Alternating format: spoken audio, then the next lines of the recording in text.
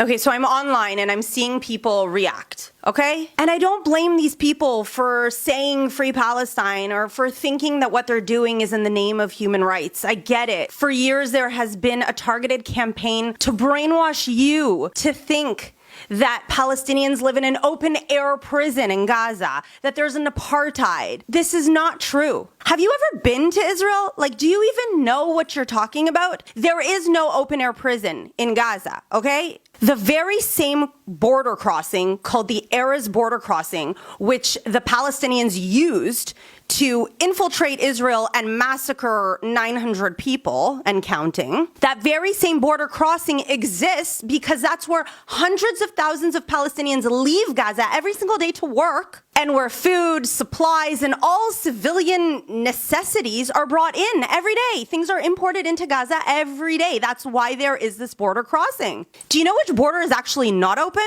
It's the Egyptian border. Have you ever asked yourself, why does Egypt not allow the Palestinians to come in and out? Why? Have you ever asked yourself, why? Despite what you've been told, it's the Israelis who have been looking out for the Palestinian civilians.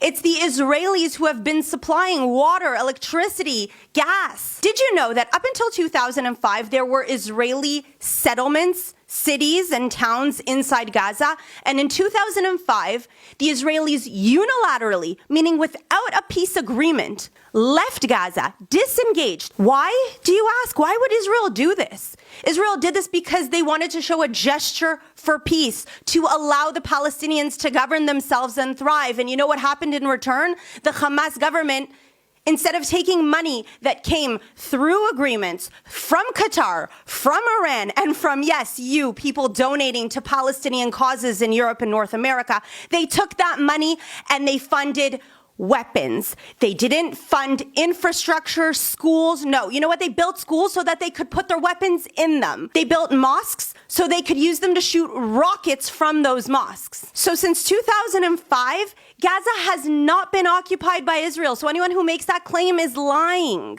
And instead of receiving peace, we received so much terrorism, rockets and paragliders and massacres and rape and kidnapping.